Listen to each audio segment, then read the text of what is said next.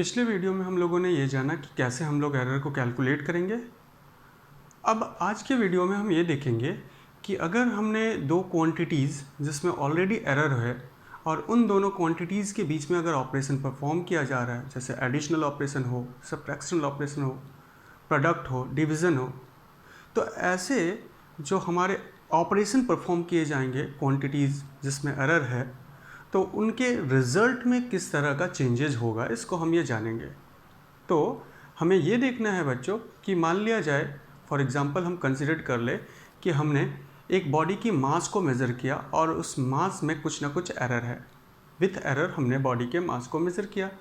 अगर उस बॉडी ने एक्सेलरेशन परफॉर्म किया है तो उस एक्सेलरेशन को भी हमने मेज़र किया और उसमें भी एरर है। नाउ अगर हमें मास और एक्सेलरेशन दोनों के दोनों मालूम हो विथ एरर, तो फोर्स, जिस फोर्स के कारण वो उस बॉडी ने एक्सेलरेशन परफॉर्म किया है, उस फोर्स में कितना एरर होगा, इसी को हम सीखेंगे। तो आज हम ये देखना है हमें कि अगर किसी क्वांटिटीज़ में ऑलरेडी एरर हो और उन क्वांटिटीज़ के बीच में ऑपरेशन परफॉर्म किया जा रहा है, तो जो रिज़ल्ट होगा उसमें क्या एरर होगा। तो ठीक है, आज के क्लास में हम यही सीखेंगे कि कैसे उस एरर को कैलकुलेट किया जाए, जिसमें पहले हम ये देखेंगे कि अगर हमारे रिज़ल्ट, हमारा जो ऑपरेशन है वो ऑपरेशन एडिशनल ऑपरेशन हो रहा हो। कैसा ऑपरेशन है?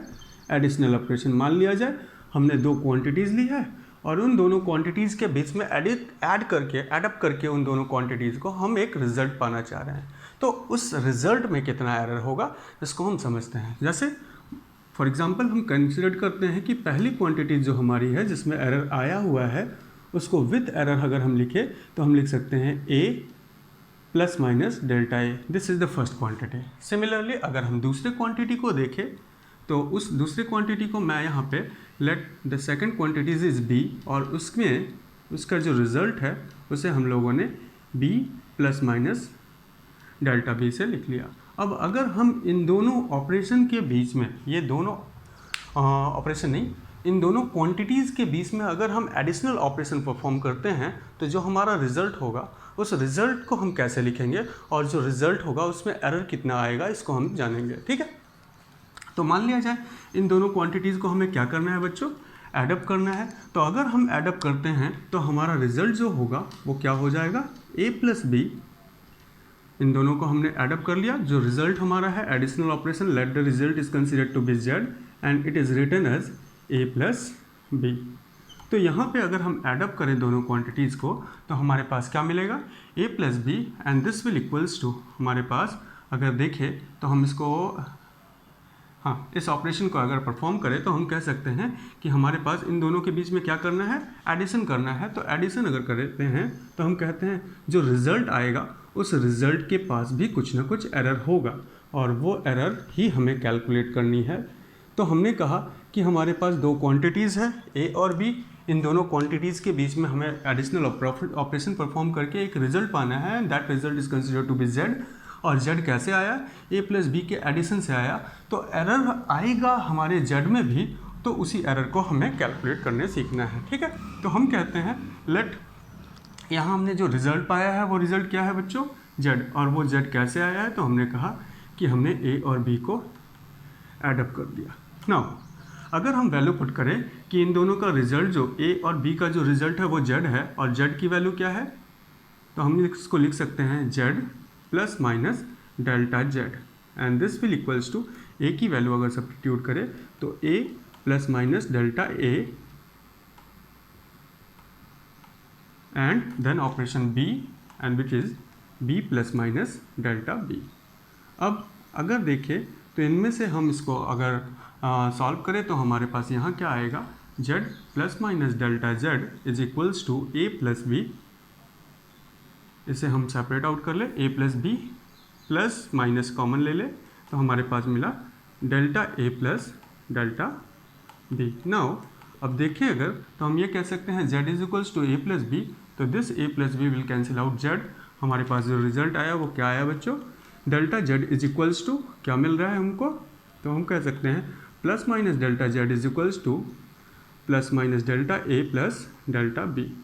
तो अगर हम दो क्वांटिटीज़, जिन दो क्वांटिटीज़ में हमारे एरर है उन क्वांटिटीज़ को अगर सम अप करते हैं तो जो रिजल्ट होगा उसमें जो एरर आएगा वो एरर उन दोनों इंडिविजुअल क्वांटिटीज़ के एरर के समेशन के बराबर होगा।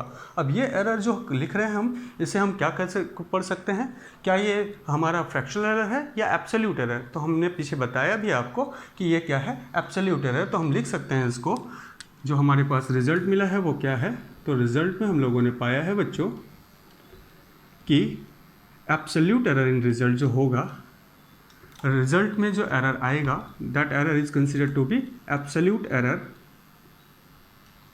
in result will equals to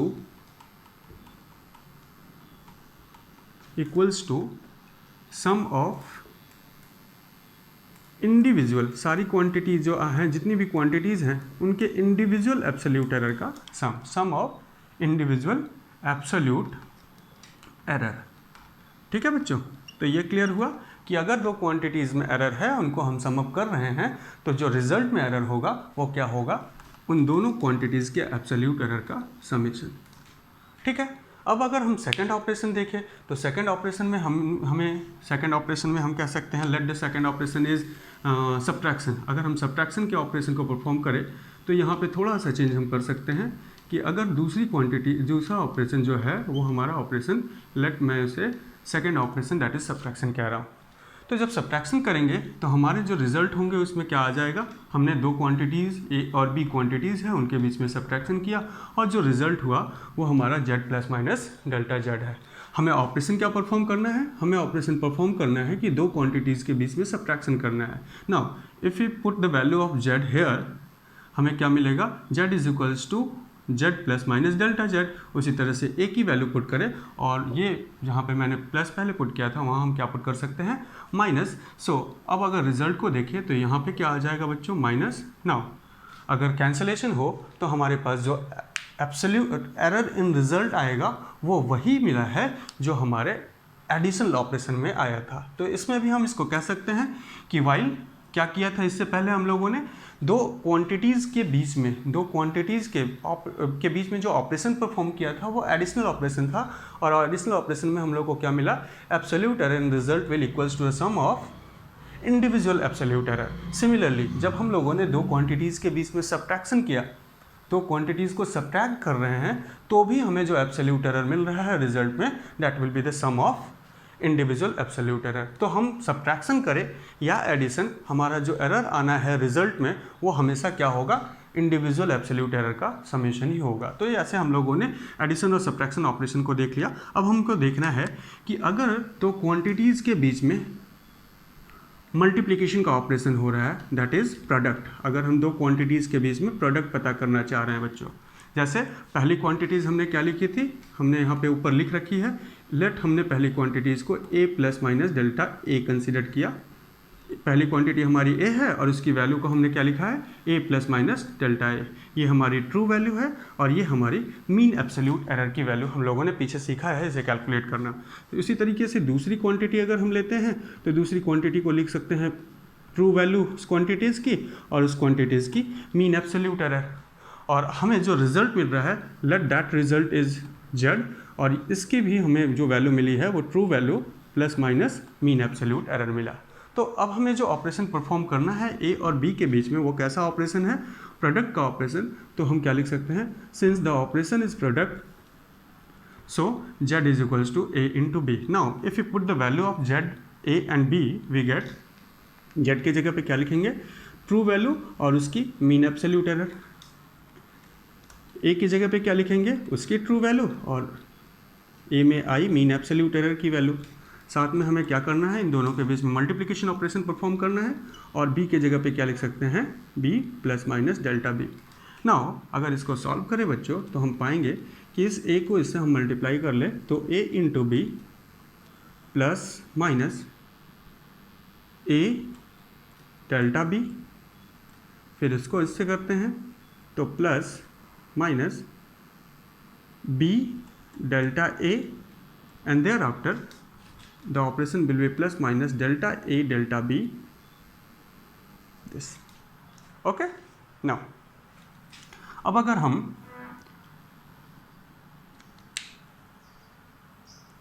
ये हमारी वैल्यू आ चुकी है। अब अगर हम इस वैल्यू को, पूरे वैल्यूज़ को अगर z से डिवाइड कर दें तो हम पाएंगे क्या, on dividing whole quantity with z, अगर हम पूरे को z से डिवाइड कर दें तो हमारे पास z की जगह पे मैं लेफ्ट राइट साइड में क्या लिख सकता हूँ, a into B.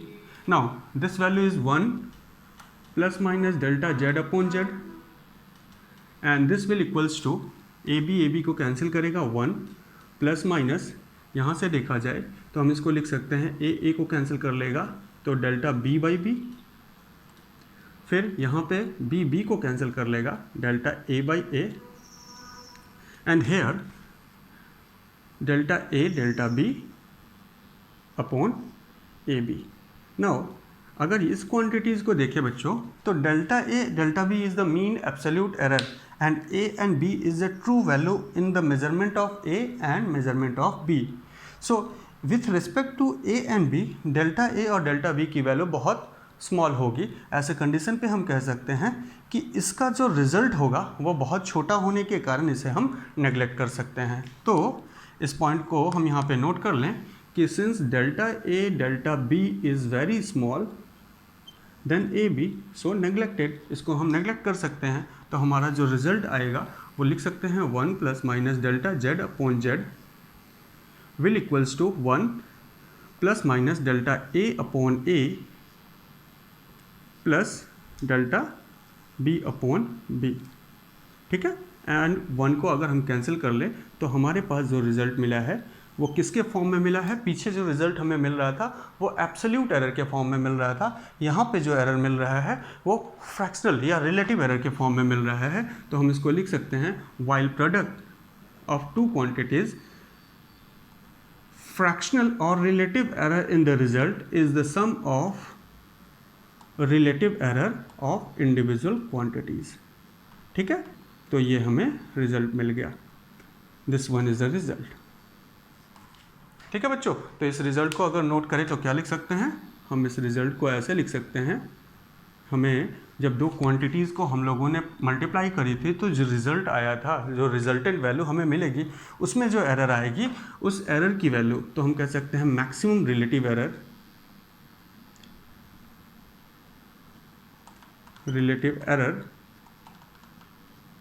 In result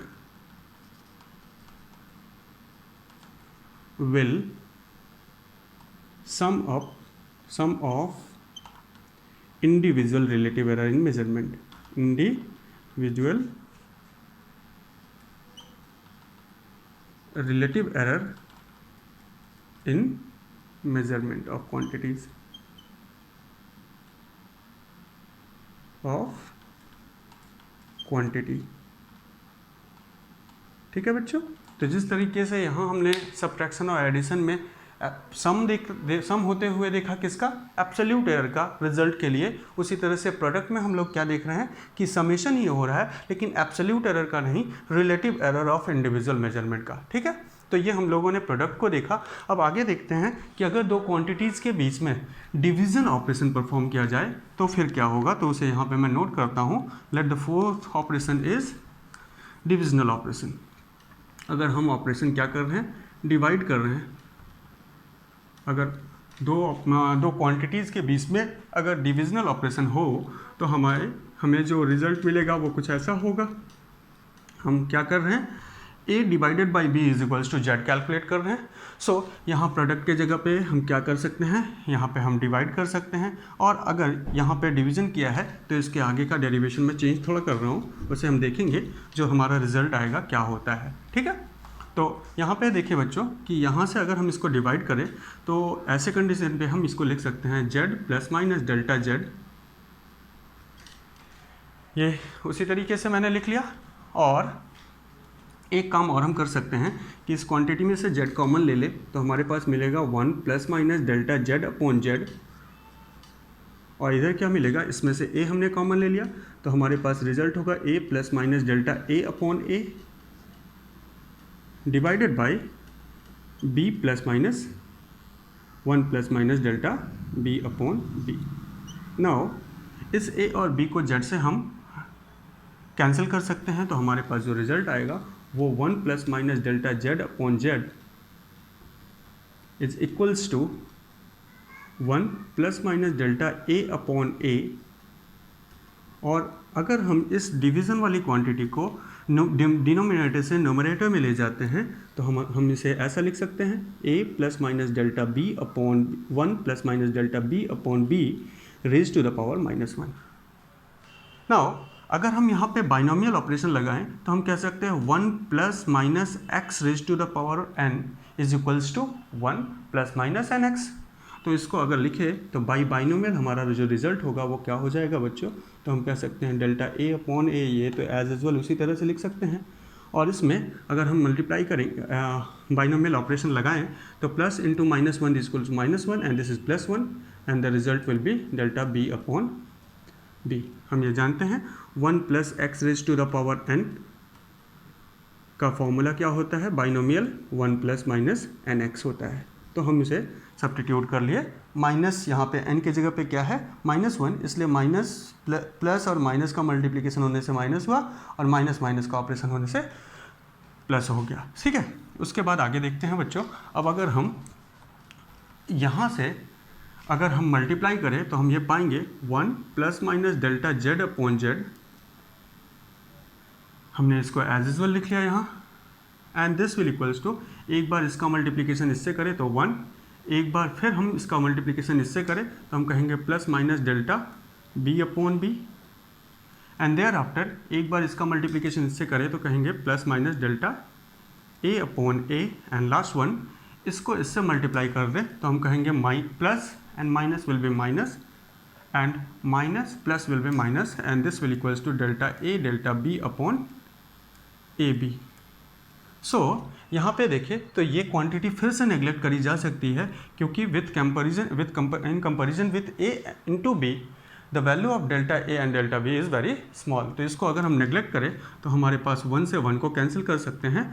तो ऐसा लिखा जा सकता है, नेक्स्ट स्टेप में मैं लिख रहा हूँ कि 1 plus minus delta Z upon Z will equals to plus 1, plus minus common ले ले तो delta A upon A plus delta B upon B.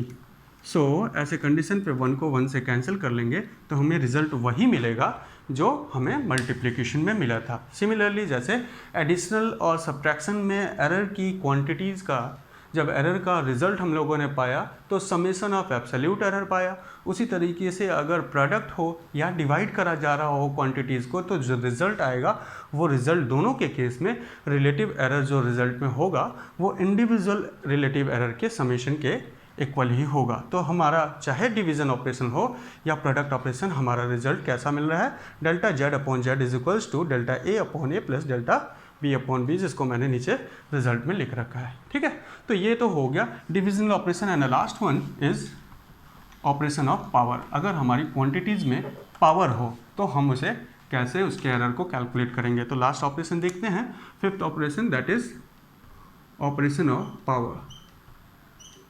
Late हमारी जो क्वांटिटी है वो है ए, जिसकी value true plus minus mean absolute error है, और हमने जो रिजल्ट मिला है उस रिजल्ट को मैं जेड लिख रहा हूँ जिसकी ट्रू वैल्यू प्लस माइनस उसकी मीन एब्सोल्यूट एरर है, और इसके ऊपर जो ऑपरेशन परफॉर्म करना है वो जेड इज इक्वल्स टू ए के ऊपर कोई कांस्टेंट टर्म का पावर है।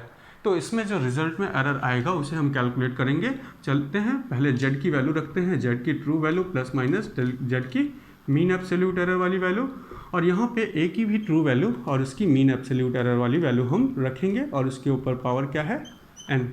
हमने क्या किया, जेड के जगह पे ये वैल्यू रखी, ए के जगह पे ये वैल्यू रखी। नाउ अब अगर हम यहाँ से जेड को कॉमन ले लें, जेड को कॉमन लेने से पहले हम एक काम, जेड को कॉमन ले लेते हैं, तो हमारे पास 1 plus minus delta Z upon Z आ जाएगा, और यहाँ से हम किसे कॉमन ले सकते हैं बच्चों, तो A raise to the power N को कॉमन लिया जा सकता है। तो हमारे पास जो रिजल्ट बचेगा 1 plus minus delta A by A raise to the power N, ये बचेगा। यहाँ पे A raise to the power N Z को कैंसिल कर सकता है, और हमारे पास जो रिजल्ट होगा वो 1 plus minus delta Z upon Z is equals to, अब यहाँ पे हम बाइनोमियल ऑपरेशन अगर लगाएं तो बाई बाइनोमियली हमें जो रिजल्ट मिलेगा वो क्या हो जाएगा, N delta A upon A, और जिसमें हम 1 को 1 से कैंसिल कर सकते हैं, जो रिजल्ट की वैल्यू आएगी वो क्या आ जाएगी, delta Z upon Z is equals to n times delta A upon A.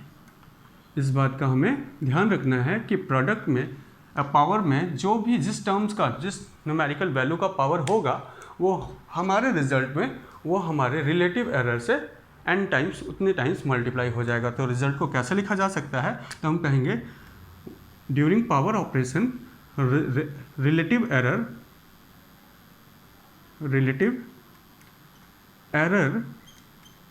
In result क्या हुआ है is n times relative error in individual quantity. Individual quantity में जितना रिलेटिव एरर आएगा उसका n टाइम्स उसके रिजल्ट में एरर आ जाएगा। तो ये हम लोगों ने ऑपरेशन में देखा कि जब हमारा दो फिजिकल क्वांटिटीज़ के बीच में एडिशन, सब्ट्रैक्शन, मल्टीप्लिकेशन और डिवीज़न का ऑपरेशन परफॉर्म करा जा रहा है विथ पावर के साथ साथ, तो हम देखेंगे क्या कि जो हमारा रिजल्ट होगा उसमें किस तरह के चेंजेस आएंगे। तो इसको मैं थोड़ा समराइज़ कर दूं एंड देयर आफ्टर हम देखेंगे इसके न्यूमेरिकल के बेसिस पे इसे समझेंगे। तो ये हम लोगों ने रिजल्ट जो ऑब्जर्व करा अभी देखा, उसको कैलकुलेट करके जो हमें डेरिवेशन के थ्रू वैल्यू मिली है वो क्या मिला है कि जब दो क्वांटिटी एडअप होंगे तो उनकी जो रिजल्टेंट एरर आएगा रिजल्ट में उसे हम ऐसे लिख सकते हैं। जब सब्ट्रैक्ट हो रहा हो तो एडिशन और सब्ट्रैक्शन का ऑपरेशन हम सेम देख सकते हैं। यहाँ पे हम लोगों ने एब्सोल्यूट एरर को कैलकुलेट किया है।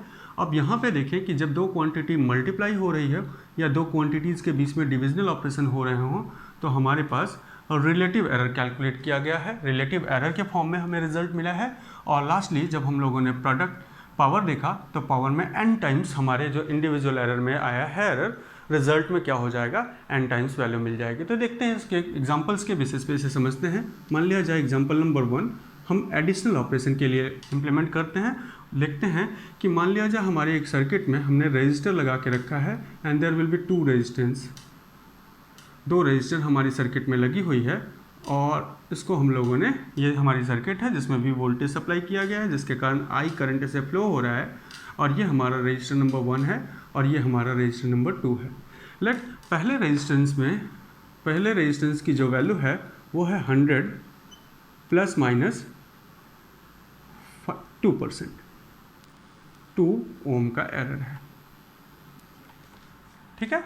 उसी तरीके से दूसरा जो रजिस्टर है हमारा वो रजिस्टर है 50 प्लस माइनस 3 ओम का। हमें ये देखना है कि अगर इस सर्किट में इन दोनों रेजिस्टेंस को हटा के हम एक सिंगल रेजिस्टेंस लगाए तो उस सिंगल रेजिस्टेंस की वैल्यू हमें क्या कंसिडर करनी है।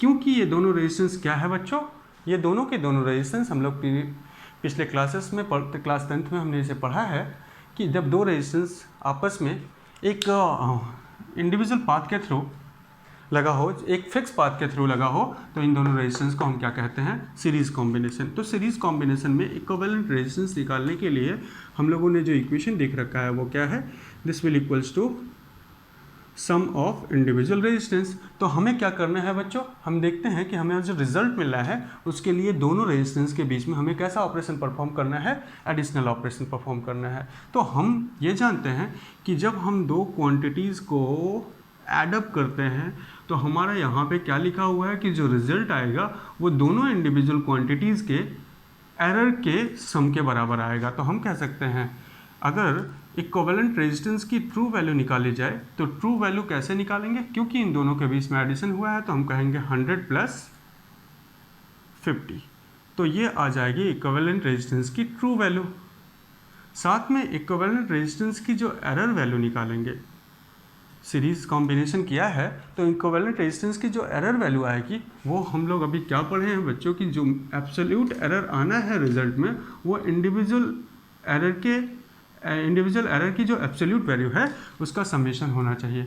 तो R1 की एब्सोल्यूट वैल्यू क्या है, मीन एब्सोल्यूट वैल्यू 2, और R2 की मीन एब्सोल्यूट वैल्यू क्या है 3। तो रिजल्ट में जो वैल्यू आएगी वो क्या होगी, this will be equals to delta R1 plus delta R2, और जिसको अगर लिखा जाए तो क्या वैल्यू आ जाएगी 2 plus 3 that is 5 Om.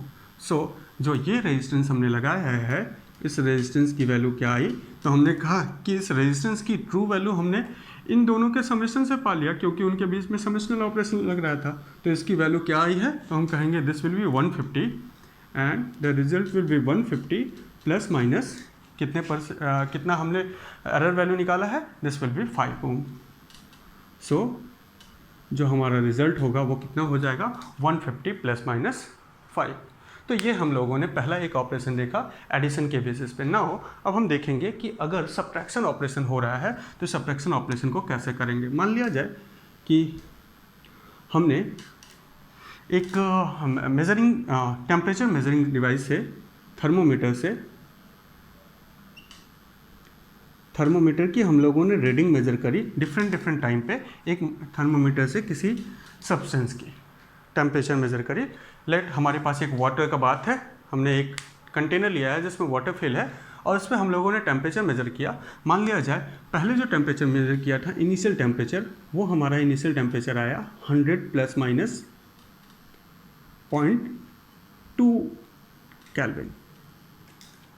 Okay, degree centigrade लिख लेते हैं। एंड फाइनल टेम्परेचर जो हम लोगों ने कुछ देर के बाद मेजर किया वो हमें मिला 200 प्लस माइनस 0.5 डिग्री सेंटीग्रेड।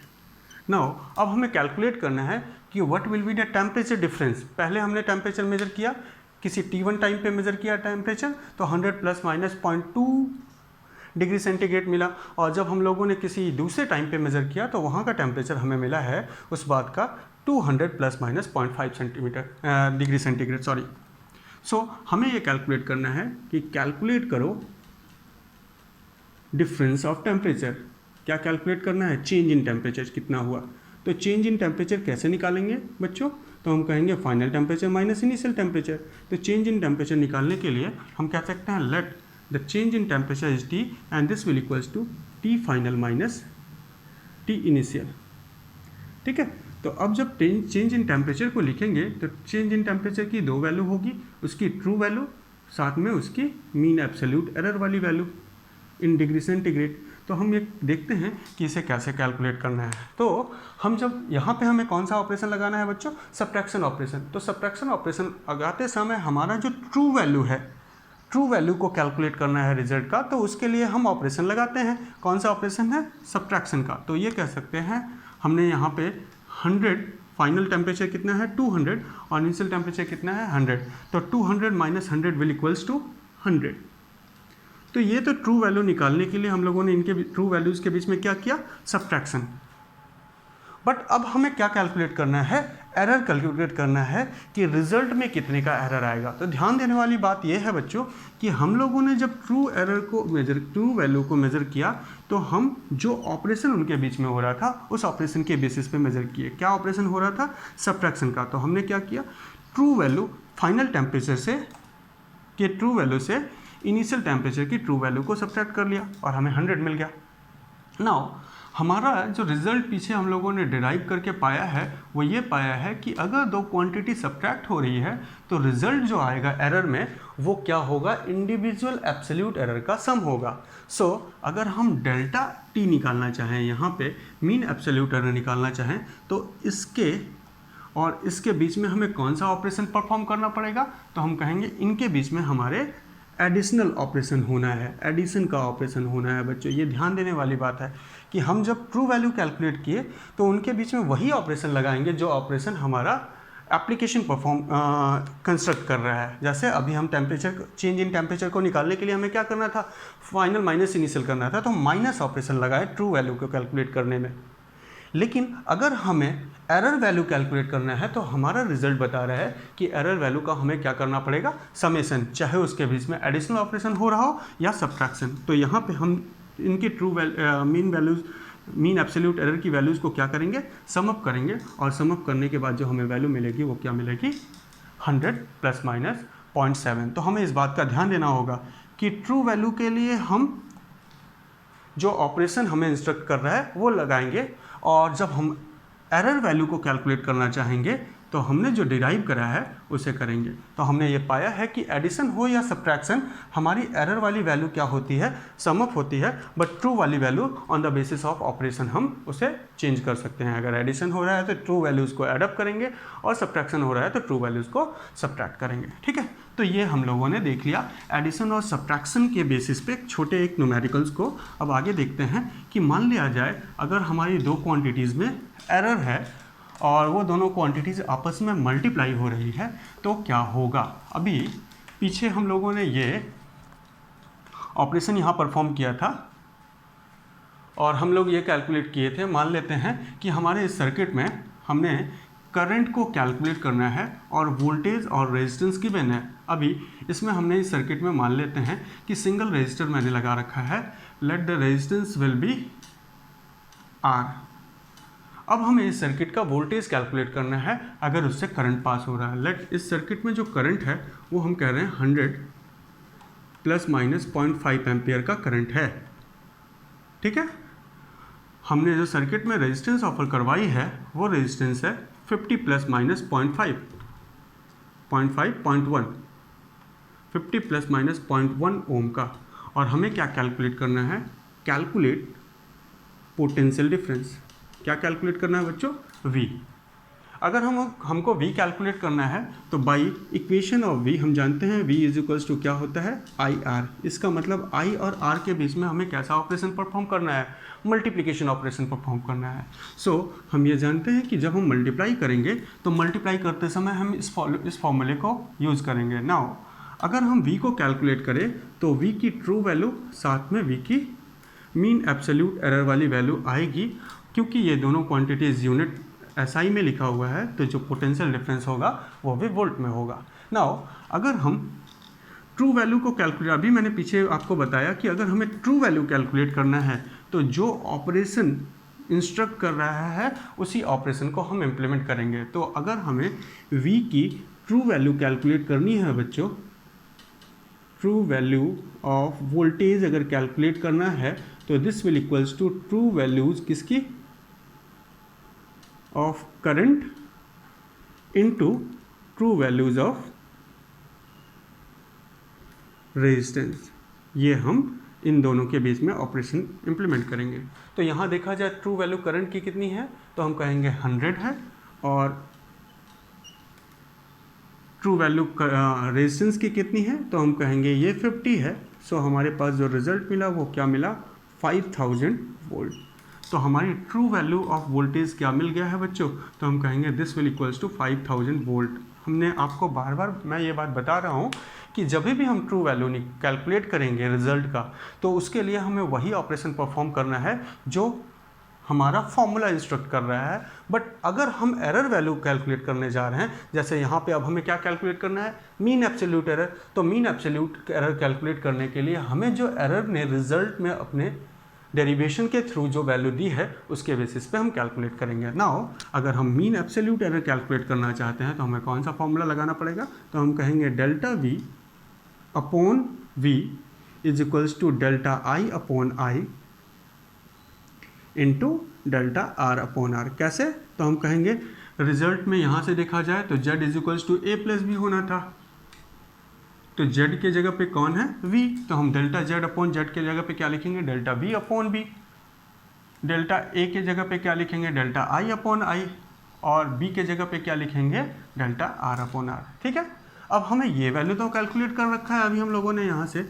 तो हम अगर डेल्टा V की वैल्यू कैलकुलेट करना चाहते हैं तो उसे क्या लिख सकते हैं, हम कह सकते हैं V under bracket delta I upon I, साथ में कौन सा ऑपरेशन है बच्चों, बीच में प्लस का ऑपरेशन है तो प्लस ऑपरेशन लगाना है हमें, डेल्टा R अपॉन R। ध्यान देना है कि जब हम लोगों ने ट्रू वैल्यू को कैलकुलेट किया तो बीच में मल्टीप्लिकेशन का ऑपरेशन, क्यों, क्योंकि फॉर्मूला हमें इंस्ट्रक्ट कर रहा था कि उनके बीच में मल्टीप्लिकेशन होगा। बट जब हम लोग मीन एब्सोल्यूट एरर वाली वैल्यू कैलकुलेट करने जा रहे हैं तो हम फॉर्मूले को नहीं देखेंगे, हम किसको ध्यान में रखेंगे कि हमारा रिजल्ट, एरर का डेरिवेशनल रिजल्ट हमें क्या इंस्ट्रक्ट कर रहा है। ठीक है, तो यहाँ पे अगर वैल्यू को रखा जाए तो हम कह सकते हैं दिस विल इक्वल्स टू 5000। अभी हम लोगों ने पीछे कैलकुलेट किया है, डेल्टा I की वैल्यू यहाँ से कितनी आ जाएगी, हम उसे वैल्यू पुट करते हैं 0.5 अपॉन 100 प्लस 0.1 अपॉन 50। और इसको हम सॉल्व करेंगे तो हमें जो वैल्यू मिलेगी वो क्या हो जाएगी 5000। और अगर हम इसको एलसीएम को ले ले तो ये this will also 5000। Now it will be 50 into 0.5 plus 0.1 into 100 and this 5000 cancel कर लेगा एक दूसरे को। इसको सॉल्व करने के बाद हमें जो रिजल्ट मिलने वाला है वो क्या है 50.5 को मल्टीप्लाई करने के बाद this will equals to 25, 5 into 5 25 and point decimal उसको कैंसिल कर लेगा and this will equals to plus 10। So the mean absolute error in voltage क्या मिला हमें, this will equals to 35 volt. तो इसे हम यहाँ पे सब्स्टिट्यूट करें, इसको सॉल्व करके हमें जो रिजल्ट मिला वो क्या मिला है 35 वोल्ट। ठीक है, तो हमारा रिजल्ट क्या आ गया बच्चों, ये।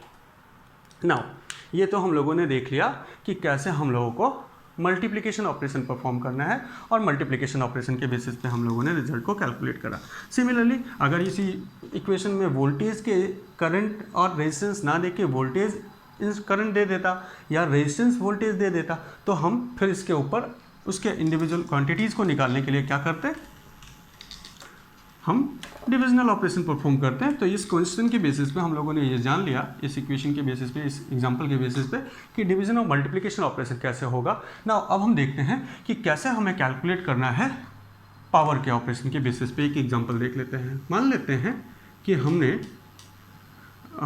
कैलकुलेट करना चाहते हैं area of sphere. Area of sphere को कैलकुलेट करना है हमें, और एरिया ऑफ स्फीयर को कैलकुलेट करने के लिए हमें जो गिवन रेडियस है हमें क्या कैलकुलेट करना है, एरिया ऑफ स्फीयर। और रेडियस जो दिया हुआ है हमें स्फीयर का वो रेडियस गिवन है, this will equals to 10 plus minus 0.1 centimetre. ठीक है, सेंटीमीटर ये गिवन है। नाउ अब हमें क्या कैलकुलेट करेंगे बच्चों, हम लोगों को कैलकुलेट करना है area of sphere. Area of sphere के फॉर्मूले क्या होते हैं, तो हम कहेंगे total surface of area of sphere is 4πr²। So radius तो हमें गिवन है, अब हम एरिया को कैलकुलेट कर सकते हैं। तो एरिया को कैलकुलेट करने के लिए हम कहेंगे एरिया का जो फॉर्मूला है वो है 4πr²। नाउ अब अगर हम एरिया की वैल्यू को लिखें तो बच्चों हमें एरिया जो लिखना होगा तो हम कहेंगे surface area of sphere is equals to true value of area of sphere into error value of area of sphere. क्योंकि हमारा रेडियस सेंटीमीटर में दिया हुआ है तो चलो हम इसे सेंटीमीटर का स्क्वायर लिख सकते हैं। तो अब हमें क्या कैलकुलेट करनी है, यहाँ पे ये हमें कैलकुलेट करनी है ट्रू वैल्यू, और यहाँ पे क्या कैलकुलेट करना है तो हम कहेंगे मीन एब्सोल्यूट एरर। सो अगर ट्रू वैल्यू को कैलकुलेट करना हो तो अभी मैं आपको इंस्ट्रक्ट किया हूँ कि ट्रू वैल्यू कैलकुलेशन के लिए हमें फॉर्मूले का यूज़ करना है। तो फॉर्मूले का यूज़ करें तो हम कह सकते हैं दिस विल इक्वल्स टू 4π, और रेडियस की ट्रू वैल्यू क्या है तो हम कहेंगे 10 सेंटीमीटर का square. So the value will be 400π। ठीक है, तो हम ट्रू वैल्यू के जगह पे क्या लिख सकते हैं, this will equals to 400π। Now अब हमें क्या कैलकुलेट करनी है, मीन एब्सोल्यूट एरर। और मैंने आपको अभी बताया था कि मीन एब्सोल्यूट एरर कैलकुलेट करते समय हम एरर के द्वारा इंस्ट्रक्ट करा हुआ फॉर्मूला यूज़ करेंगे। क्योंकि यहाँ पे सरफेस एरिया और रेडियस के बीच में पावर का रिलेशन है तो हम कह सकते हैं कि अगर हम एरिया को कैलकुलेट करना चाहते हैं तो एरिया को कैलकुलेट करने के लिए हमें 2 times of delta R upon R की वैल्यू निकालनी पड़ेगी। कैसे, तो हमें बच्चों ये याद रखना होगा कि कभी भी कांस्टेंट टर्म्स में एरर नहीं आ सकता है। तो ये 4π में एरर नहीं होगा, इसलिए हमें इस 4π को यहाँ पे नेग्लेक्ट किए और एरिया इज इक्वल्स टू क्या मिल रहा है हमें, फिर एरिया का रिलेशन आर के स्क्वायर से मिल रहा है। और हमारा ऑपरेशन बता रहा है कि अगर z is equals to a⁻n हो तो डेल्टा z अपॉन z की वैल्यू क्या होगी, n times of delta a upon a। So area is equals to radius raise to power 2 हो तो डेल्टा a अपॉन a की वैल्यू क्या हो जाएगी, 2 times of radius, relative error in radius. So अब यहाँ पे हमें ये वैल्यू मालूम है तो हम लिख सकते हैं delta a is equals to, delta a को कैलकुलेट करना है तो इस a को तो अभी हमने पीछे कैलकुलेट किया है तो हम लिख सकते हैं this will equals to a into 2 delta R upon R. So अगर डेल्टा a की वैल्यू निकाली जाए तो हम कह सकते हैं this will equals to 400π into 2 radius की मीन एब्सोल्यूट एरर वैल्यू कितनी है 0.1 और उसकी ट्रू वैल्यू कितनी है ये। अब इसको सॉल्व करा जाए तो बच्चों वैल्यू क्या मिलेगी, तो हम कह सकते हैं दिस पॉइंट विल को अगर हटाए तो नीचे 100 हो जाएगा और ये 100 इस 00 को कैंसिल कर लेगा, तो हम पाएंगे this will equals to 8 pi. Now here we need to substitute the value that is 8 pi. तो ये हम लोगों ने सीख लिया कि कैसे हमारी क्वांटिटीज़ में एरर को कैलकुलेट करा जाएगा। ठीक है, होपफुली आपको समझ में आया होगा कि कैसे हम इसको सॉल्व करेंगे। नाउ कुछ एक और एग्जांपल देखते हैं हम इसमें। हमारे पास हमने ऐसा कुछ कह रखा है, मान लेते हैं कि हमने एक इक्वेशन लिखा y is equals to a raise to the power x plus b raise to the power b raise to the power y upon z raise to the power c। ये एक इक्वेशन लिखा हुआ है। अब इस equation को हमें किसके फॉर्म में लिखना है, इसको हमें एरर फॉर्म में लिखना है। तो दिस इज द इक्वेशन और हमें इसको क्या करना है, right it in error form, right it in error form. तो अगर हम एरर फॉर्म में लिखेंगे तो हम कहेंगे बच्चों कि इसकी वैल्यू क्या होगी, डेल्टा वाई अपॉन इसे मैं कुछ दूसरा आर लिख ले रहा हूँ क्योंकि ये वाई और ये वाई कंसाइड हो जाएगा। So delta R upon R कि जब एरर कैलकुलेट करेंगे तो इन क्वांटिटीज़ के बीच में क्या हो रहा है, प्रोडक्ट, और प्रोडक्ट ऑपरेशन के लिए क्या बताया गया है, delta A upon A plus delta B upon B, साथ में पावर भी है तो इसको क्या लिखा जा सकता है, x delta A upon A plus multiplication होने के कारण बीच में कौन सा ऑपरेशन लगेगा, प्लस का डेल्टा बी अपॉन बी, और क्योंकि डिवाइड हो रहा है और डिवीज़न ऑपरेशन और मल्टीप्लिकेशन ऑपरेशन में सेम कॉन्सेप्ट हम यूज़ करते हैं, सो इसको लिखेंगे plus C delta Z upon, इसको सी कर लें और इसको जेड कर लें तो यहाँ पे क्या आ जाएगा, जेड डेल्टा सी अपॉन सी। तो ये हमारा एरर को इसके एरर के फॉर्म में इस रिजल्ट को लिख सकते हैं। थोड़ा सा इस क्वेश्चन में और चेंजेस करें तो मैं अगर कह रहा हूँ कि इफ़ परसेंटेज एरर इन, इसी क्वेश्चन में मैं ज्वाइन कर रहा हूँ बच्चों कि if percentage error in A is 2%, B is 4%, C is 3%, calculate percentage error in result, R में कितने परसेंट का एरर होगा। तो ये क्वेश्चन हमारे एग्जाम में कई बार पूछा जाता है, तो इसको हम देखते हैं। नाउ अगर हम ये किस टाइप का एरर है, क्या इस एरर को हम फ्रैक्शनल एरर कहेंगे, तो हम कहेंगे हाँ ये तो एक फ्रैक्शनल एरर है क्योंकि mean absolute error divided by true value, यही तो है हमारा फॉर्मूला फ्रैक्शनल एरर या रिलेटिव एरर का। और रिलेटिव एरर में अगर हम 100 से मल्टीप्लाई कर दें तो हमें क्या मिल जाता है, परसेंटेज एरर। तो हम इसको लिख सकते हैं delta R upon R into 100 is equals to, इस साइड भी हम आर से मल्टीप्लाई करेंगे तो हमें मिलेगा X delta A upon A, अगर यहाँ 100 से मल्टीप्लाई करें तो इंडिविजुअल से 100 से मल्टीप्लाई हो जाएगा, plus Y delta B upon B into 100 plus Z delta C upon C into 100। So ये अब हमें मालूम है कि delta A upon A into 100 ये किसको रिप्रेजेंट कर रहा है, परसेंटेज एरर। तो हम इसको लिख सकते हैं percentage error in R is equals to X times of percentage error in A plus Y times of percentage error in B plus Z times of percentage error in C.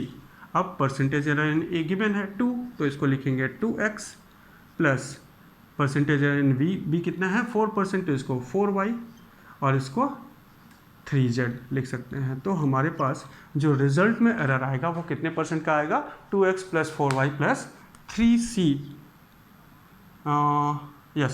c नहीं z, 3z percentage का error आ जाएगा। तो ये question आपको समझ में आया होगा कि कैसे हम इसे सॉल्व करेंगे। ठीक है बच्चों, तो ये हम लोगों ने ऑपरेशन ऑन एरर समझ लिया, उसके कुछ न्यूमेरिकल्स देखे। अब आगे की क्लास में हम लोग ये देखेंगे कि how to calculate significant figure and how to round off the value up to some significant values. Okay, thank you.